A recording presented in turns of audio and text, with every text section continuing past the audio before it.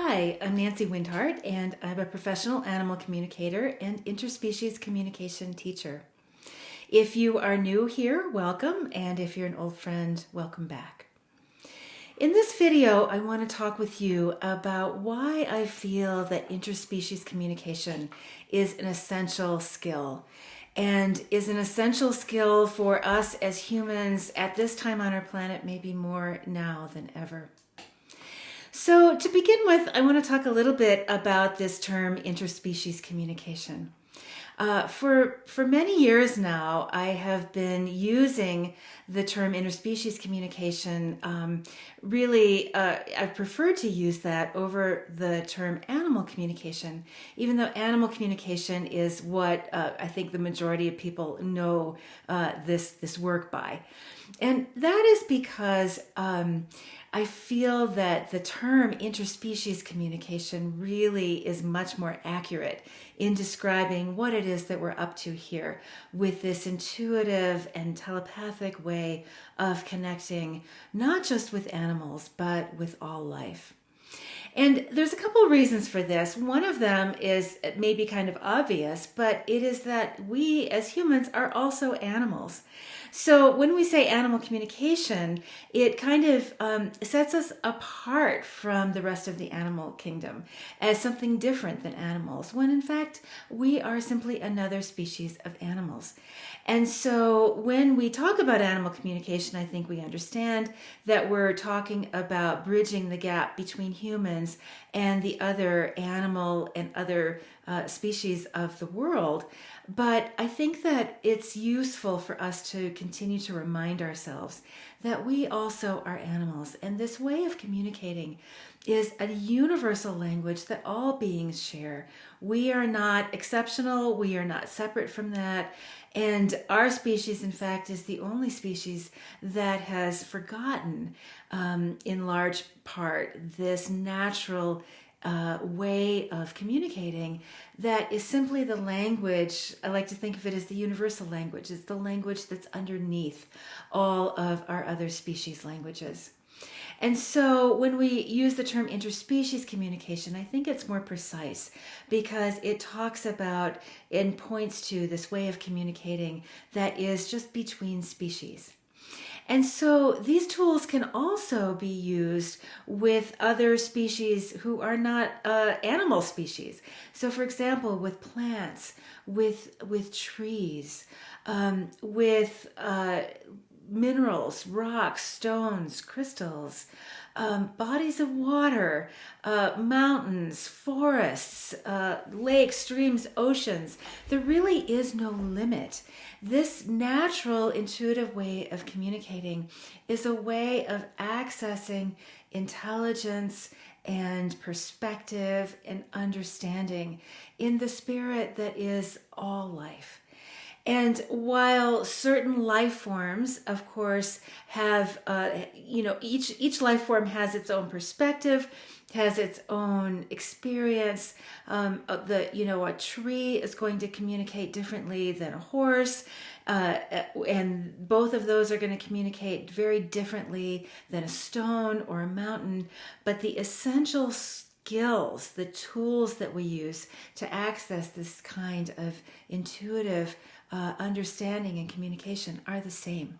And so that's why I like this term interspecies communication, because it opens the door for us as humans to really reawaken this deep connection with the earth and with all she holds and with all life. And this is why I feel that this is an essential skill for us, particularly in westernized human cultures, modernized human cultures, where we have become so overdeveloped in our thinking minds and overdeveloped in our human languages that we've neglected and in some cases forgotten this natural way of communicating that is our birthright, and that actually we simply have to rediscover and relearn. It's not something strange. It's not something woo-woo. It's not some bizarre way of communicating that only some gifted people have. This is a natural skill that we all are born with, that we all come in with, and I feel it's essential, particularly at this time on our planet, for us to really cultivate it and develop it and remember it.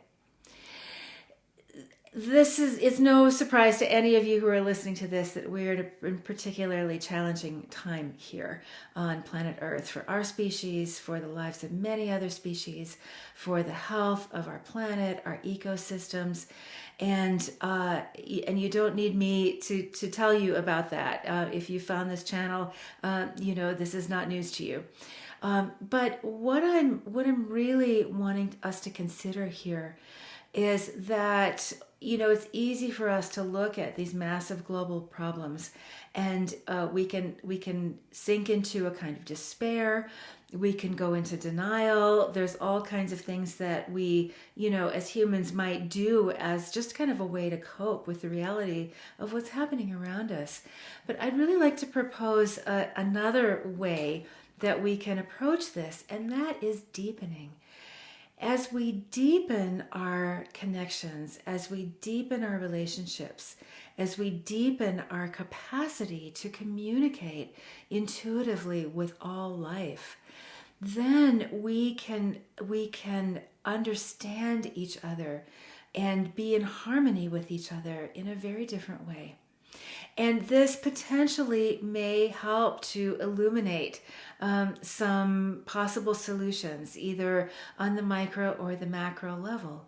I don't say this as kind of a, pie in the sky, airy fairy, spiritual bypassing kind of thing of, well, if we just learn how to connect, everything's going to be okay. That it doesn't preclude the fact that we have to do a lot of really hard work collectively to deal with the situation and the predicament that we are in here on this planet. But what it can do is it can help us to cultivate these deeper relationships with the beings that share our world. And in so doing, make changes. Whether it's changes on the smallest level of our families, our interrelationships with the animals who share our homes, the wild ones who share our land, the plants, the trees in our yard, in our garden, in our surroundings, to maybe a little bit broader level of our neighborhoods, our communities, our towns, our cities, and then, taking it out to the next broader level of our countries, our systems, our governments.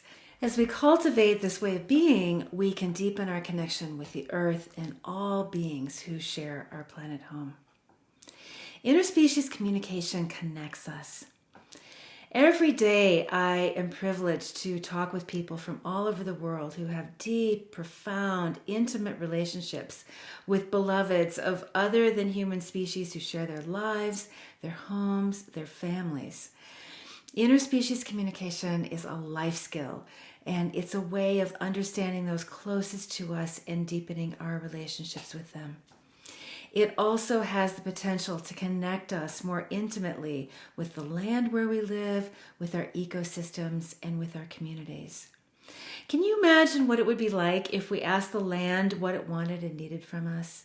If we could hear when a storm was coming, when an earthquake or hurricane was drawing near, if we could understand how best to care for the trees and the plants in our gardens, the waters that nourish our bodies, the wild animals who grace us with their presence, their wisdom, their awareness, and the beauty of their own unique lives?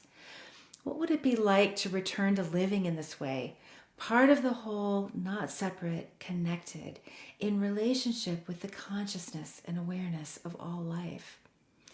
What if we could have these conversations with all beings in our communities? What if interspecies communication was considered essential in our urban planning, in our road development. I'm thinking about the country of Iceland and how they take into such deep account in their urban planning the homes and the residences and the ecosystems of the nature spirits. Can you imagine what it would be like to really integrate that kind of connection in our daily lives, in our communities, and in our world? I know that we're probably a long way off from this in a global sense, but this is where we really can begin on the most basic personal level, in our own homes, in our own communities.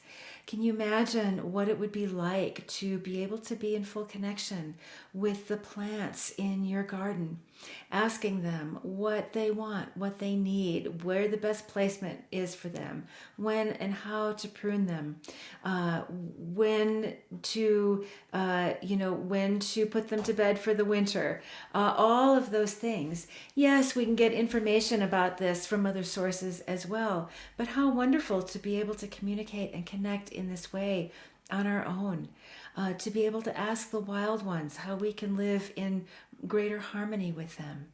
Maybe we've noticed a change in the birds at our bird feeders, and we maybe can then have a conversation with them. What's going on with your migratory patterns? What do you need? Do you need something different? Do you need a different placement for the feeder? What's happening with your population? Is there anything that I can do to help to support you? What kind of plants would you like me to plant for you? All of these things become possible when we reclaim this natural ability that we have to communicate in this way.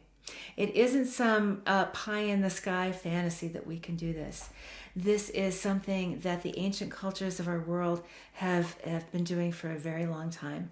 It is nothing new. It is something very, very old that is innate in us, that we as a species need to really cultivate. And I think that is why, more than anything, I think of this ability as an essential skill, because this is required, I think, in our time now on the planet more than ever. So if you're interested in exploring this more for yourself, I invite you to join me for some upcoming courses. I've got some free materials on my website. And I also teach a course in deepening animal communication. At some point, I'm going to have to change the title of that course to deepening interspecies communication, where we go into this a lot more deeply. If you've got already some basic interspecies communication training, if you've taken my beginning course, for example, then you are well prepared to take the next step into the deepening course, where we explore this next level of connection with all life. So we'll put some links down in the notes below. I invite you to join us and to connect. If this video is helpful and you've enjoyed this content, please consider subscribing. It really helps to get the word out and to help to support the channel. And thank you for joining me, and I look forward to seeing you next time.